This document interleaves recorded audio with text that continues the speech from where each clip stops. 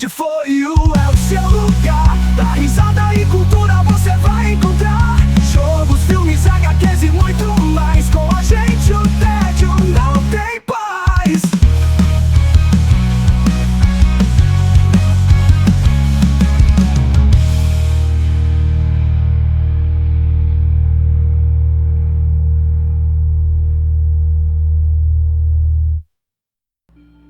Olá pessoal, tudo bem com vocês? Aqui é o Leandro, do Nerd For You, o canal nerd de vocês. Bom, hoje eu não tô na minha zona de conforto. Hoje eu invadi um outro podcast. A gente tá no estúdio do Papo B2C, que é um podcast de conteúdo business, né, de negócios. Porém, eu tô invadindo aqui o estúdio porque hoje a gente vai conversar com o Dr. Jairo Nascimento, esse ilustre advogado. Ele é especializado em direito do entretenimento. O Dr. Jairo hoje está aqui justamente do lado inverso, porque o Papo B2C é o podcast dele, tá? Onde ele aborda temas relacionados ao entretenimento. Mas a gente inverteu os papéis. Hoje eu estou aqui justamente para poder conversar com ele e bater um papo sobre essa questão do direito autoral, tá bom? Então vamos lá. Vou passar a palavra para o Dr. Jairo Nascimento. Dr. Jairo Nascimento, tudo bem com você? Tudo ótimo. Me fala um pouco sobre o que é o direito autoral, o que é um plágio, e fala também sobre o escritório de vocês e o Papo B2C, o podcast. Claro. Primeiro, seja bem-vindo, Leandro. Seu canal tá maravilhoso, um grande parceiro aí. Espero que a casa sempre vai estar aberta para você, tá? Sempre que precisar, pode vir aí. Opa, eu agradeço. Que a casa sempre vai estar aberta. O Celi Lauros é um escritório de advocacia, né? Full service. Aqui nós defendemos diversas áreas do direito, trabalhista, civil, previdenciário, e uma das áreas que é a área que eu administro, que é o direito autoral, né? Sou especialista pela ESA, também sou formado em pós-graduação em MBA pela USP Exalc em gestão de negócios, né? E junto com o meu sócio, a gente tem esse escritório e construímos um podcast para tentar levar essa informação para o pessoal, divulgar conteúdo para as pessoas que às vezes está precisando aí de informações mais relacionadas a esses temas, né? O Papo B2C nasceu dessa ideia. Então nós construímos um Papo B2C para falar um pouco sobre negócios, para falar um pouco sobre direito da saúde, que é a especialidade do meu sócio, e para falar também sobre direito autoral, direito do entretenimento, que é o que a galera está movimentando aí nas redes sociais e precisa ter conhecimento, né, para evitar problemas, evitar bugs, evitar ser bloqueado e também proteger a sua própria criação, tá? Ótimo, Dr. Jairo, vamos lá. Primeira coisa que eu quero falar me fala aí um pouco o que é o direito autoral, principalmente nessa área da música, como funciona a questão do plágio. Fala pra gente, porque muita gente que tá vendo isso tá ligado nessa área, né, do entretenimento, são criadores de conteúdo como eu. Tanto é que, pra quem não sabe, Dr. Jairo é o meu advogado. Ele cuida dessa área pra mim. Então vamos lá, me fala um pouquinho sobre isso. Muito legal. Bom, o direito autoral é uma lei, né, internacional e também brasileira, que ela surgiu para proteger a criação do espírito, para proteger aquela pessoa que se dedicou tempo a construir algo que virou uma arte. Pode ser um livro, pode ser uma música, pode ser um quadro, né, pode ser um artigo, pode ser diversos temas, né? E ela veio para proteger essa pessoa que construiu isso e que está sendo explorada às vezes por terceiro, não por ela mesma, tá? O plágio, como você comentou, é uma das violações do direito autoral, né? Tem a violação onde você pega a composição de alguém e grava como se sua fosse, e tem aquela violação onde você pega trechos, né, e tenta plagiar trechos de uma imagem que já existe, modifica algumas coisas e tenta fazer. Então o plágio é uma cópia daquela arte protegida pelo direito autoral, né? E que a pessoa pode copiar ou parte ou um pedaço dela. Ok, Dr. Jairo, vamos lá. Eu queria saber, tô com a escolinha, né? Eu queria saber como isso se aplica a compositores, músicos e produtores, né? Como se aplica o direito autoral, como funciona isso? Bom, no mundo da música, direito autoral é a base, né? A base do... Um pouquinho de água aqui. Não, sem problema. No mundo da música, o direito autoral é a base. Ali nós temos diversos autores, todos eles protegidos, né? Tem o letrista, temos o compositor que pegou a letra e ainda criou a melodia, temos o co-compositor, o coautor daquela obra, que junto com o compositor também colocou partes da obra. Nós temos o intérprete, que são os direitos conexos, e nós temos também o produtor fonográfico, né, que apesar dele não estar ali ele está ali envolvido com o direito autoral, mas na prática o produtor fonográfico, ele não é a pessoa que cria, né? Ele é a pessoa que investe para a construção do fonograma. E aí esse tem a exploração econômica, né? Nós temos também o direito autoral, é bom entender que ele é dividido em duas partes. Uma é o direito autoral moral, que é da pessoa que criou, a pessoa que construiu aquilo, e o outro é o direito autoral patrimonial, que é a exploração comercial daquele direito autoral. Então, a pessoa que fez a música tem um direito autoral moral, mas às vezes ela cedeu para alguém que está explorando essa música no mercado. E essa exploração que rende lucros, frutos, né, tem que ser pago um royalties para quem tem um direito autoral moral. Então, existem esses dois direitos, ambos protegidos, né? No mundo da música é interessante porque ele é bem complexo. Existem muitas partes, muitas pessoas, muitos entes envolvidos, alguns com direito autoral, outros não têm direito autoral, mas tem o direito autoral patrimonial, outros não têm nenhum dos dois, mas tem a comercialização, a sessão para comercializar. Então é bem interessante no mundo da música, é um tema que eu adoro, porque tem muitas coisas ali envolvidas, muitos agentes envolvidos, muitas pessoas envolvidas, né? Ok, doutor Jário. Vamos lá. A primeira coisa que eu quero falar, que você estava citando aí, pelo que eu sei, você está escrevendo um livro, né? Fala um pouco pra gente sobre você tá escrevendo esse livro. Eu sei que saiu do forno, te peguei de surpresa com isso daí, né? Eu sei que você tá escrevendo sobre direito autoral. Me fala aí, qual a pretensão de quando vai sair esse livro, como vai funcionar? A ideia do meu livro, na verdade, é para compositores, né? E para quem tá entrando no mundo da música. Não é para as pessoas que já estão no mundo da música. A ideia não é falar de lei propriamente dito, mas sim eu quero mostrar os agentes que estão envolvidos com o mundo da música, né? Grandes exemplos aí,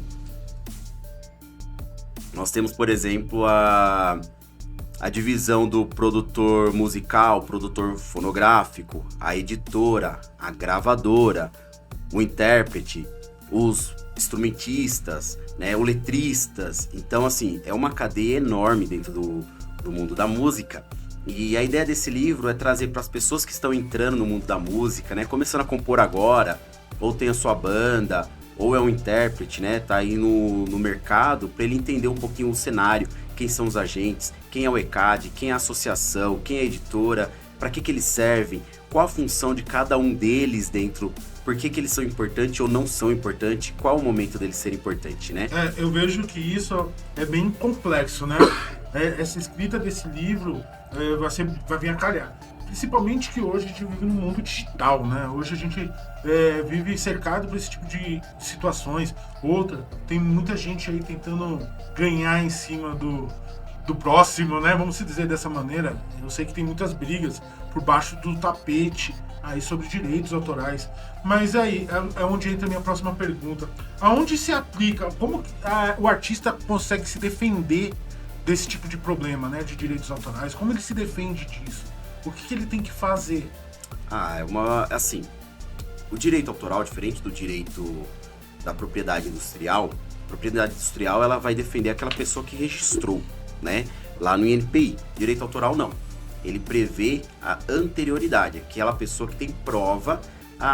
Eu digo que o direito autoral protege quem criou de verdade. E a gente só consegue conhecer quem criou de verdade, é que ele consegue provar que tem a primeira prova, a prova mais antiga. Quer dizer, que ele fez antes, é isso? Isso, a anterioridade. Então, o direito vai olhar para duas pessoas, quem tem a prova depois, quem tem a prova mais antiga é essa pessoa que ganha. Tá. Deixa eu só te cortando para poder entrar nesse assunto. Isso quer dizer que, mesmo que a pessoa tenha registrado primeiro, se a outra pessoa fez a obra antes, foi um roubo da obra, Exatamente. ela passa a ter direito, se ela conseguir provar isso. Exatamente. Não posso dizer que é roubo, né? Que aí depende de outras Sim, coisas. Mas que minimamente a pessoa que provou que tem anterioridade ganha até da pessoa que registra. Sim. Porque o registro hoje que a gente faz ou na Biblioteca Nacional ou na Escola de Música a UFRJ, né? Isso daí é apenas uma forma da gente provar que a gente fez aquela música e dar uma data para ela. Mas hoje tem outras formas também, que não vou falar aqui. Isso aí vai ser... Vou dar só um spoilerzinho, né? Vai ficar no nos meus próximos vídeos. Ah, vai ficar dos vídeos? Vai Pô, ficar ótimo, pros vídeos, vou sim. construir um vídeo e eu acho que eu vou fazer até um e-book sobre como você garantir a anterioridade da sua música, do seu direito autoral. É tá? tipo um passo a passo, vai ser um guiazinho. Isso, essa é a Ótimo, ideia. isso é importante. Mas vai ficar pra próxima, tem outras formas, né? Porque a Biblioteca Nacional, a UFRJ também, eles, devido à demanda também, né? Não vou culpar só o órgão, mas tem muita demanda, eles são um pouco lentos. E não há obrigatoriedade de você registrar lá. Você só precisa provar que você fez antes. Certo. Deixa eu fazer outra pergunta. Isso se aplica só na área da música? Ou também, por exemplo, na marca? Se a pessoa criou uma marca antes, mesmo não tendo registrado, ela depois, posteriormente, uma pessoa se apropria dessa marca. Porque a última vez eu falei roubo, e roubo tá errado. É apropriação. Se ela se apropriou dessa marca de uma forma ilegal e fez o registro, mesmo assim, tem como comprovar isso? Se aplica nesse caso? Não aplica.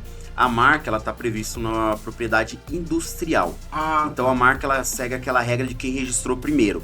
Quem registrou primeiro no NPI tem o direito sobre a marca. entendi. Né? Aí não tem a anterioridade, quem criou primeiro, quem não criou, com algumas exceções, tá? Que aí essas exceções não é nem na regra da marca, tá lá na regra da criação industrial. Agora o direito autoral não, ele segue uma regra diferente, aquele que realmente provou que tem a prova mais antiga que foi ele que fez, né? Isso também se aplica a livros, então, por exemplo? Livros, pinturas, quadros, fotos, né? Artigos jornalísticos, trabalhos acadêmicos, tudo isso é aplicável aí na regra do direito autoral.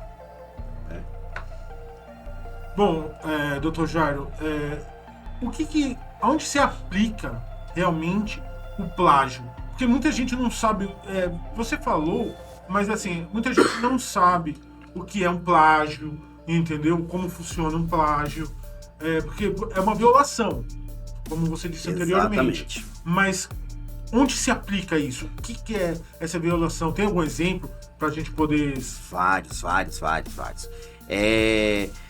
Muito usado no livro, né? Em livro acontece muito plágio, né? É bem comum acontecer, que é quando você tira trecho de outras obras e coloca no seu livro como se seu fosse, né? Você tem a permissão de pôr? Tem as exceções, salvo me engano, no artigo 46 da Lei de Direito Autoral, tem algumas exceções, mas muitas pessoas deixam de fazer isso e colocam como se dele fosse o texto. Isso é uma violação. Artigo jornalístico, né? A pessoa praticamente pega o jornal que foi postado numa editora, escreve exatamente o que foi escrito naquele jornal e coloca no dele como se ele tivesse escrito. Também é plágio. E música também. E música também tá acontecendo muito plágio, principalmente a galera do funk, né?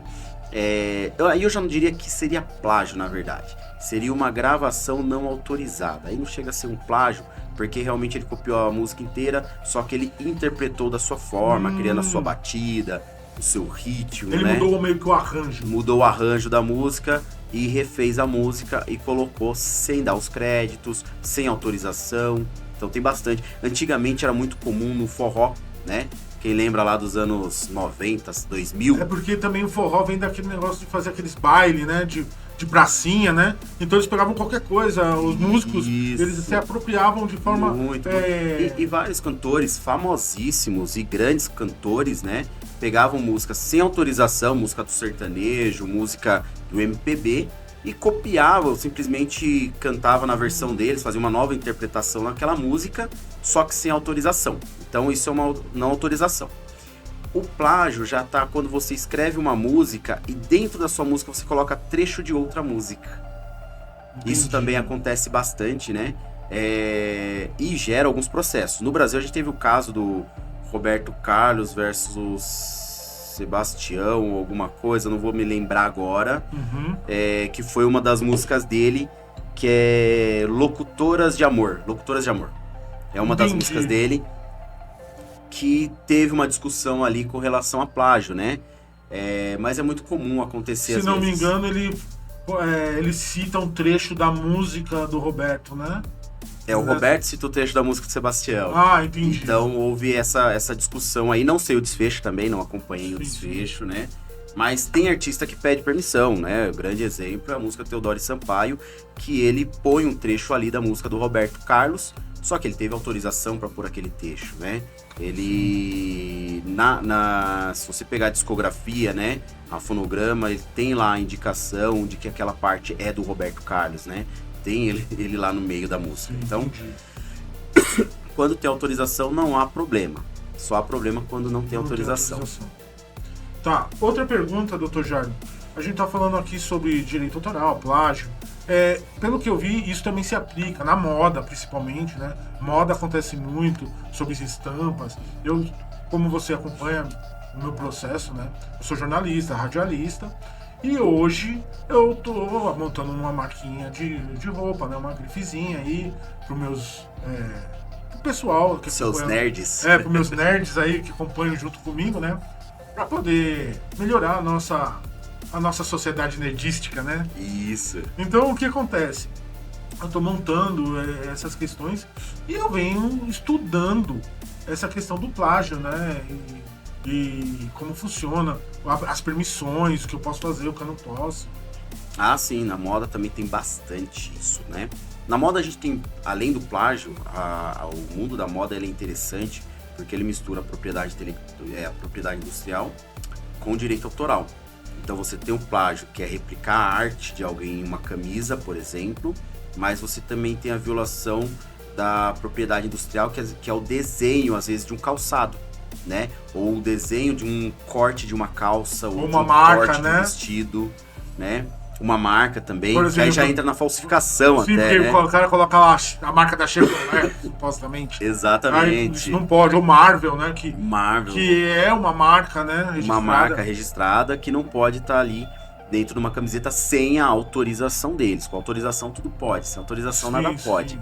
Então, Aí se paga, se recolhe os royalties. Né? isso, exatamente, uma parte vai para eles, né? Entendi. Tem algumas que já tem até política própria, assim, que só você entrar em contato ele já autoriza, já vem contrato pronto. Outras não, já são muito cautelosa, né? Pra falar nisso... Desculpa, pessoal. Existe violação até de marcas e direitos autorais, até em comércios, né? Recentemente eu passei numa pizzaria em Barueri que tava lá, pizzaria Dom Rafael, e o desenho da Tartaruga Ninja, né? É uma utilização sem autorização, sim. né? Então você vê aí, é uma coisa que as pessoas... E às vezes a pessoa, o dono mesmo, com certeza não fez por querer. Ele não fez com a intenção de prejudicar. Acaba prejudicando? Prejudica. Ele está associando a pizzaria dele a um nome famoso, a um desenho muito famoso, a uma marca famosa, né? E que isso pode trazer prejuízos para a marca. Na né? verdade, Mas, eu acho que nem é pelo nome em si, né? Porque, querendo ou não, muita gente usa Michelangelo, né? Isso. Acho que não é nem a questão do nome, mas sim da própria figura da tartaruga nesse caso, né? Isso, que tem a imagem da tartaruga como que come pizza, né? No Sim, desenho. sim. No desenho, no filme. Ele fez uma associação. Ele fez essa associação, mas muito clara, ainda desenhando a figura dos tartaruga, né? E aí você pega e fala, é uma violação. E às vezes o dono não sabe. Então essa é a ideia até do podcast, né? Da gente poder levar essa informação pro dono. Opa, realmente estou fazendo alguma coisa errada porque eu não sabia. Sim. É melhor corrigir antes que eu tenha problemas maiores, né? Certo. Voltando pro mundo da música, eu ouvi um burburinho recentemente, por causa das eleições, sobre jingle. Você pode falar pra mim mais ou menos como funciona isso? Claro. Na verdade, até dizer o que é um jingle, né? Porque muita gente não sabe o que é o jingle. Porque às vezes tá tocando lá, vamos supor, a música do Roberto Carlos, entendeu? E na verdade é um jingle feito em cima da base do Roberto. Então explica pra gente como funciona verdade. essa questão do jingle, por favor. O jingle, né? É aquela musiquinha de campanha que o político contrata um compositor, né? para construir em cima de uma música já existente uma música falando dele, falando bem dele, falando do trabalho dele, alguma coisa assim para fazer publicidade. Até hoje, né, é utilizado aí nessa ideia do jingle, eles usam como defesa a utilização sem autorização, porque eles usam e não pedem autorização, né? Eles utilizavam como referência a paródia. A paródia é uma das exceções que você pode usar a música. Então a pessoa pega a sua música e cria uma nova versão da sua música e divulga isso e comercializa isso. Só que essa nova versão, ela tem que ter o caráter de comédia, o caráter de brincar. É uma sátira, é isso? Uma sátira, isso mesmo. Então é isso que tem que ter na paródia. O jingle não tem, porque o jingle tá falando bem de um político, né? E eles vinham usando. Ainda não é lei, né? Ainda não virou lei. Porém, o STF, para essas eleições de 2024, né, já falou que não é permitida a utilização de jingles sem autorização do compositor. O que é óbvio, né? Às vezes você defende o partido A, partido B, o político A, o político B. E às vezes a gente não quer isso associado à nossa imagem, A né? nossa imagem é um político que eu não defendo as ideias, né? E às vezes eu até defendo a ideia, mas também eu não quero a minha imagem associada a ele. Eu não quero que as pessoas pensem que eu sou político. Às vezes eu não quero me manifestar politicamente. E é um direito de todo o autor, todo compositor, né? Porque hoje em dia, se manifestar nessa parte politicamente, tá meio complicado, né? Porque a gente vive num momento bem complicado Exato, muito polarizado, da parte da né? política, né? Exatamente, muito polarizado, uma parte difícil. Então, muitos cantores, artistas não querem ver sua música atrelado a isso, ainda que ele concorde ou não. Então, foi uma decisão muito assertiva, muito boa do TSE, né, do Tribunal Superior Eleitoral, que falou que para a campanha não vai ser permitido sem autorização do compositor, né?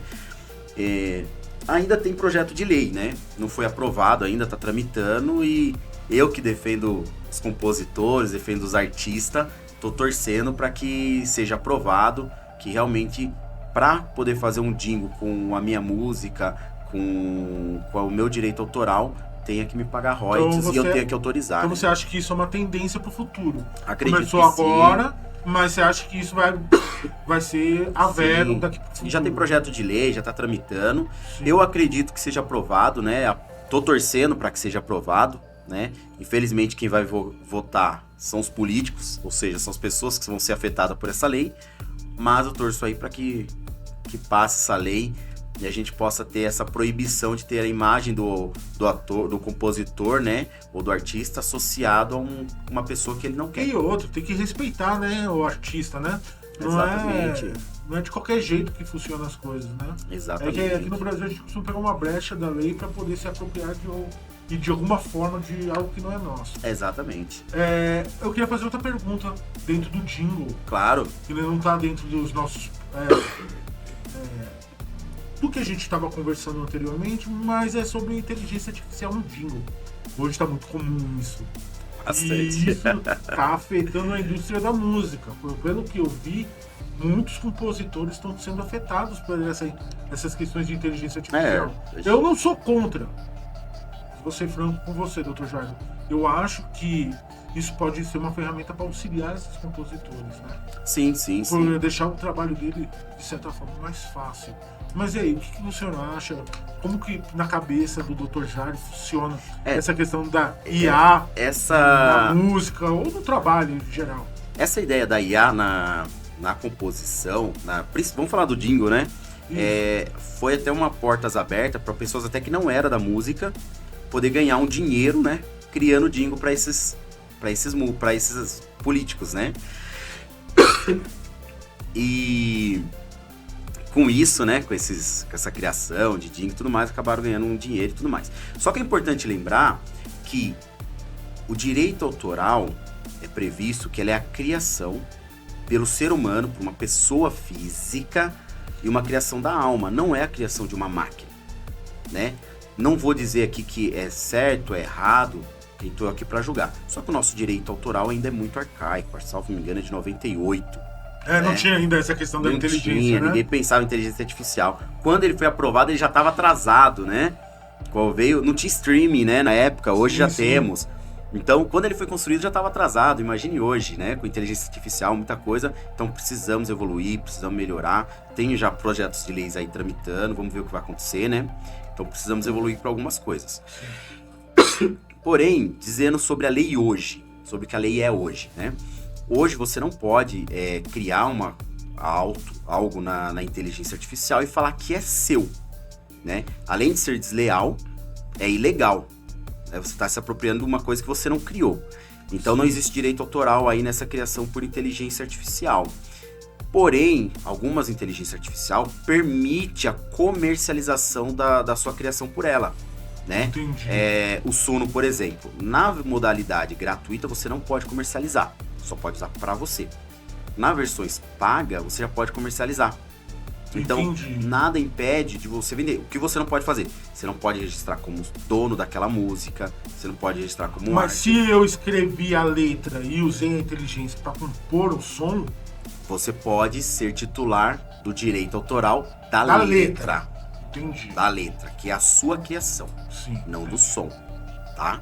Não do Da instrumental, melodia, da do melodia. instrumental. Ah, mas se eu fiz o 2 e coloquei lá só pra melhorar, aí você realmente é titular, porque você usou a ferramenta como uma produtora, né? Como Pra fazer um mix, né? Um remix da música. né? Pra melhorar, né? Aí tudo bem, sem problema. Né? Que até mais um spoiler, né? Eu ia criar um vídeo sobre isso, mas tudo bem. Tô dando meu spoiler tudo aqui, galera. Eu tô exagerando um pouquinho aqui, tô puxando no 80 já. Mas é assim, legal. a inteligência artificial, eu gosto muito da inteligência artificial, vejo que ajuda bastante, aumenta a produtividade violentamente, porém tem que ser usado com cautela, né? Tem que ser usado com responsabilidade, tem que tomar cuidado para não criar e falar, fui eu que criei. Gente, hoje em dia dá para pegar algumas inteligência artificial e se pega é prejuízo, é constrangedor, né? Não fica bem pro nome do artista no mercado. Né? Então tem que tomar muito cuidado com relação a isso, a forma de utilizar, a forma de fazer, né? Mas é uma ferramenta que está aí, é realidade, não vai sair, né? Acredito que pelo contrário, a gente só vai aprender como usar ela melhor, usar mais. A IA tá entrando em vários setores, né? Vários. Eu vejo na música, até mesmo na minha área, né? Que é jornalismo, tá entrando nessa área bem forte. Na análise de dados, grandes Análise de empresas dados. tem um banco de dados enorme, ela não vai mais pagar aquele monte de pessoas para ficar analisando. Eles jogam numa IA e faz as perguntas necessárias, ela vai trazendo as informações e analisando os dados, Ela né? consulta o banco de dados. Exato. Ótimo. Bom, agora vamos falar sobre uma parte que é importante para mim, a gente está trabalhando sobre isso, né? Você é meu advogado por conta disso, né? Por quê? Como eu sou jornalista, eu falei agora anteriormente, a gente tem as questões do direito autoral nessa área também, né? Eu faço muita matéria sobre análise de filmes, séries, livros. Então, eu venho sofrendo com algumas questões em relação ao direito autoral na mídia, né? Nas redes sociais. No meu blog não, mas nas redes sociais sim. Até a gente fez algumas defesas. Por quê? Como jornalista, me cabe alguns direitos também, né? Exatamente. Em fazer essas citações. Me fala um pouco como funciona essa questão. Por exemplo, uma pessoa comum quer botar um blog. Eu me preparei para ter meu blog de cunho jornalístico, mas é difícil para uma pessoa que não tem essa questão de ser jornalista montar um blog, falar sobre certos conteúdos. Me fala um pouco sobre isso, Dr. Jardim. Como essas pessoas podem se prevenir e se defender caso aconteça algum problema? Claro, claro. É interessante, né? A gente tem algumas previsões legais, algumas exceções para o uso de direito autoral sem autorização, né? O uso educativo, um deles é em jornais, periódico, só que lembrando, né? O nosso direito autoral é antigo, então geralmente ele faz referência a material impresso, né? Mas hoje a lei já fez essa analogia, já traz para o mundo atual, e o blog é uma delas, né? Se o blog tem cunho jornalístico, ele tem autorização de pôr alguns trechos, como no seu caso de filmes, né? Imagens, alguma coisa. O que não pode eu deixar trago minha acontecer? opinião, né, sobre isso, né? Eu faço análise, né? Análise mais Exato. crítica. Então a questão não é trazer spoilers sobre a obra, mas sim falar sobre a análise crítica. Exatamente. E essa previsão tá também na análise crítica, também é previsto lá numa das exceções, pode fazer análise crítica, né, dar opinião, é totalmente permitido trazer. O que é importante, né? Você não pode deixar de fazer a citação da onde é aquilo, A fonte. A fonte, quem é o criador daquilo lá, né? Então, isso que é importante. E às vezes, a gente tem aquela questão de eu peguei de um outro jornal. Então tem que fazer a menção daquele outro jornal e daquele outro jornal para obra. Tanto do artigo quanto das fotografias também, quanto das fotografias. Tem que claro que tem algumas questões de imagem, eu passo por isso, Dr. Jair, que é o quê? A gente vai pesquisar uma imagem sobre algum filme, alguma coisa, e assim, a internet tem uma vastidão de imagem. Então a gente não sabe da onde veio, entendeu? Exato. Então assim, não é irrastreável. Aí tudo bem, mas eu acho que a fonte é uma coisa que é obrigatória ser colocada. Exatamente, tem que te dar os créditos ao artista. Sim. Mesmo no cunho jornalístico, crítico, né? Tem as exceções, mas tem que dar o crédito para a pessoa que fez.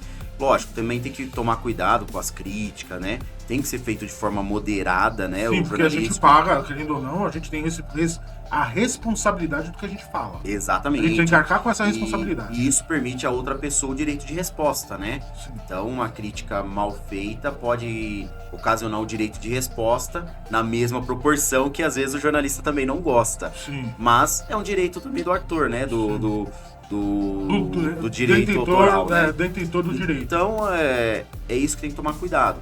Poder usar? Pode. Com moderação, com cuidado. Você não vai pôr o filme inteiro, né? Sim. É jornalista, vou pôr metade do filme, tem que Não. ser trechinhos. Às vezes o trailer, né? O trailer, que é muito comum, né? Sim. Vai falar de alguma música, alguma coisa, pode pôr um pedacinho da música, não tem problema, porque é crítica, é jornalístico. Mas vamos lá, o que eu queria o princípio da conversa, Dr. Jairo, é pessoas que não é jornalista, as pessoas comuns.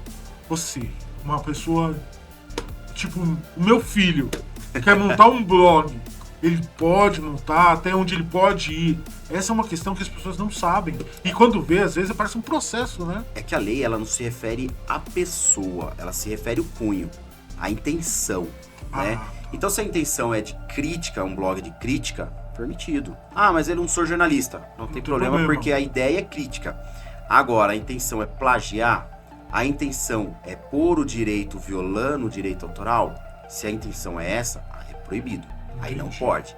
Tá fora das exceções ali, né?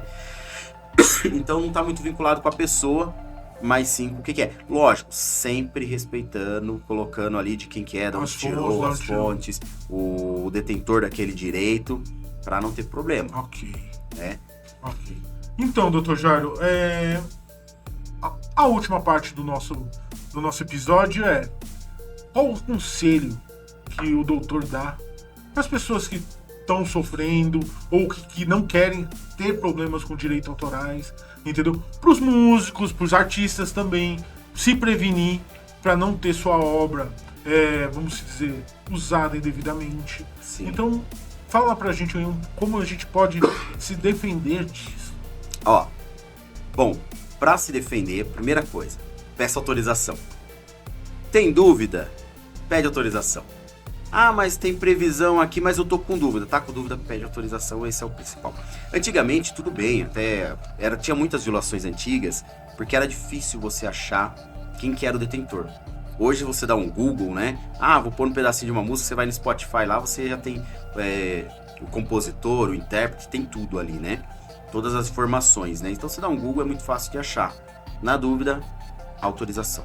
Sempre isso, que é o fácil para você não correr o risco de ter o seu canal bloqueado, de tirar do ar, de parar de monetizar e várias outras coisas aí que pode acontecer, né?